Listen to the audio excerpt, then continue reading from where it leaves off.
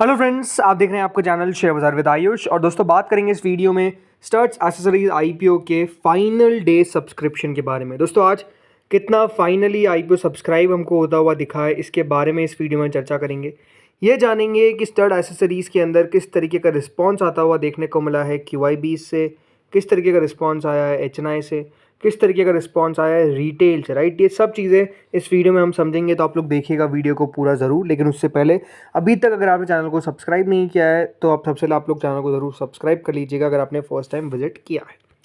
तो दोस्तों stud accessories IPO जो रिस्पॉन्स मिलता हुआ देखने को मिला है वो अपने आप में बहुत फिनोमिनल है, इसके बारे में हम बात करेंगे। लेकिन उससे पहले अगर आपने आईपीओ लगाया है तो ये बात ध्यान रखिएगा, 585 का आपको एक शेयर मिलेगा, टोटल 25 शेयर मिलेंगे। ये एक पूरा का पूरा OFS था 455 करोड़ के आसपास का। तो अब चलिए सीधा देखते हैं सब्सक्रिप्शन को। आज के सब्सक्रिप्शन को समझने पहले दोस्तों समझते हैं कि शुरुआत के 2 दिनों में क्या हुआ था। सेकेंड डे के अंदर QIB कैटेगरी 4% सब्सक्राइब हुई थी, HNI कैटेगरी 9 गुना सब्सक्राइब हुई थी, रिटेल कैटेगरी 6 गुना, तो टोटल मिलाकर 5 गुना, राइट, 5 टाइम्स ये आईपीओ सब्सक्राइब हो गया था विद इन 2 डेज। अब हमेशा आपको मैं कहता हूँ कि देखिए आखिरी दिन ही अपने आप में सबसे महत्वपूर्ण दिन है, क्योंकि इसके आखिरी दिन बहुत कुछ बदलता हुआ देखने को मिल सकता है। सब्सक्रिप्शन अपने आप में सबसे ज़्यादा आखिरी दिन ही आता है। तो आखिरी दिन ये बदलता है कि देखिए उस आईपीओ में दमखम क्या था, मतलब उस आईपीओ को किस तरीके का रिस्पॉन्स जो है वो बेसिकली मिल रहा है। तो अब आप देखिए आखिरी दिन QIB कैटेगरी ने लगभग इस आईपीओ को जो 2 दिनों में 4% भरा था, 1 गुना छोड़िए, 10% छोड़िए, सिर्फ 4% भरा था, राइट। आखिरी दिन 160 गुना लगभग सब्सक्राइब कर दिया है। 15 लाख शेयर के सामने लगभग 24 करोड़ 90 लाख शेयर्स के लिए अप्लाई किया गया है, जो लगभग होता है 14,574 करोड़। जी हाँ, इतना पैसा आखिरी दिन हमको आता हुआ देखने को मिला है। इस आईपीओ के अंदर कुल मिलाकर दोस्तों 14,500 करोड़ जो है वो QIB ने लगा दिया। इसका मतलब ये है कि QIB की तरफ से मैसिव रिस्पॉन्स आता हुआ दिखा है। अब किस किसने पैसा लगाया? इसके अंदर दोस्तों जो QIB है उसमें अगर आप देखेंगे जो लगभग 24 करोड़ शेयर अप्लाई किए गए। याद रखिएगा 7 करोड़ 20 लाख शेयर अप्लाई करे हैं ओनली FIIs ने। जी हाँ, FIIs के द्वारा अप्लाई किया गया 7 करोड़ 20 लाख शेयर्स के लिए। इसके अलावा DIs ने अप्लाई करा 12 करोड़ 24 लाख शेयर्स टोटल मिलाकर।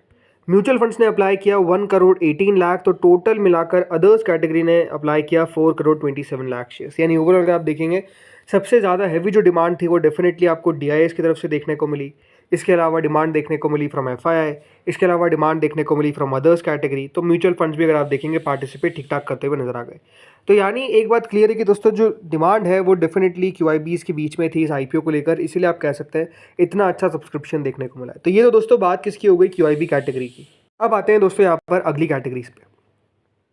HNI पोर्शन 77 टाइम्स दोस्तों लगभग सब्सक्राइब होता हुआ देखने को मिला। इसका मतलब ये है कि 11,67,000 शेयर्स के सामने करीबन 8 करोड़ 99 लाख शेयर्स के लिए अप्लाई किया गया, विच इज़ 5,259 करोड़। अब यहाँ पे जो बिग HNI कैटेगरी है वो लगभग दोस्तों 83 टाइम सब्सक्राइब हुई है, मतलब 7 लाख शेयर्स के सामने 6 करोड़ 46 लाख शेयर्स के लिए अप्लाई किया गया, विच इज़ लगभग 3,784 करोड़। अब सवाल होगा आपका कि अगर मैंने बिग HNI में लगाया तो मेरे चांसेस क्या रहेंगे अलॉटमेंट के। देखिए लगभग 2,225 शेयर 2,225 एप्लीकेशन रिजर्व थी। एप्लीकेशंस आई है 36,599, राइट। यानी यहाँ पर ये बात ध्यान रखिएगा कि ऑलमोस्ट अलॉटमेंट आता हुआ दिखेगा 16.45 में से एक, राइट। उसको डिवाइड कर दीजिएगा तो 16.45 में से एक को अलॉटमेंट आता हुआ दिखेगा बिग HNI के अंदर। यानी अगर आपने अप्लाई किया है तो हर 16.45 में से एक को अलॉटमेंट लग जाएगा। स्मॉल HNI पे आते हैं। 64.79 टाइम दोस्तों स्मॉल HNI पोर्शन सब्सक्राइब हुआ 3,89,000 शेयर्स के सामने 2 करोड़ 52 लाख शेयर्स के लिए अप्लाई किया गया, विच इज़ 1,475 करोड़। कितना? 1,475 करोड़। अब स्मॉल HNI में देखिए बहुत मेजर डिफरेंस नहीं आता है। स्मॉल HNI कैटेगरी अगर 64.79 टाइम सब्सक्राइब हुई है तो ये बात ध्यान रखिएगा स्मॉल HNI में तो अलॉटमेंट आएगा लगभग 61.88। कितना? 61.88 में से एक को अलॉटमेंट लगेगा स्मॉल HNI के अंदर। तो अगर आपने स्मॉल HNI कैटेगरी में अप्लाई किया है तो 61.88 में से याद रखिएगा एक को अलॉटमेंट लगेगा। तो आप कह सकते हैं स्मॉल HNI मिलना तब भी थोड़ा सा मुश्किल है। फिर आती है दोस्तों अगली कैटेगरी जो है रिटेल। 22.08 टाइम दोस्तों रिटेल पोर्शन सब्सक्राइब हुआ 27 लाख शेयर के सामने 6 करोड़ शेयर के लिए अप्लाई किया गया, जो लगभग 3,520 करोड़ होता है। अब ये बात ध्यान रखिएगा जो रिटेल कैटेगरी है अगर वो 22 गुना सब्सक्राइब हुई है तो क्या 22 में से एक को मिलेगा? ऐसा नहीं है। रिटेल में देखिए कुल मिलाकर जो एप्लीकेशन रिजर्व थी वो थी 109,006, ठीक है, इतनी एप्लीकेशन रिजर्व थी। अप्लाई किया गया कितने के द्वारा, 1965,776। जी हाँ, इतना याद रखिएगा अप्लाई किया गया। इसका मतलब ये है कि लगभग 18 में से एक, इसको जो एप्लीकेशन आ रही है वो 18.03, मतलब लगभग 18 में से एक व्यक्ति को अलॉटमेंट आता हुआ दिखेगा।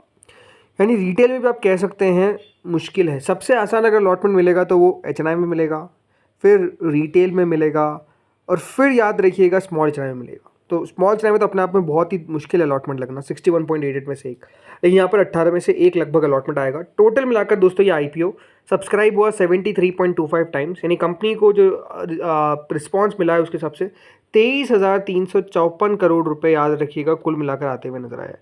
तो ओवरऑल ये कह सकता हूँ दोस्तों, रिस्पांस बहुत अच्छा मिला, अनुमान से भी बेहतर मिला, हर एक कैटेगरी के अंदर अनुमान से बेहतर मिला, मैं आपको ये कह सकता हूँ, राइट। क्यूआईबी से तो अपने आप में देखिए कह सकते हैं साइकिल में 4 चांद लगा दिए, क्योंकि 160 गुना सब्सक्राइब मैंने भी अनुमान नहीं लगाया था, बट इतना हो गया। तो ये दिखाता है कि देखिए इंस्टीट्यूशंस के बीच में, क्यूआईबीज के अलावा एचएनआईज के बीच में, रिटेल के बीच में भी अगर आप देखेंगे तो इस आईपीओ को लेकर अच्छा उत्साह नजर आया, और अच्छा सब्सक्रिप्शन इसीलिए आप कह सकते हैं इस आईपीओ को मिलता हुआ दिखा, अदरवाइज नहीं मिल पाता।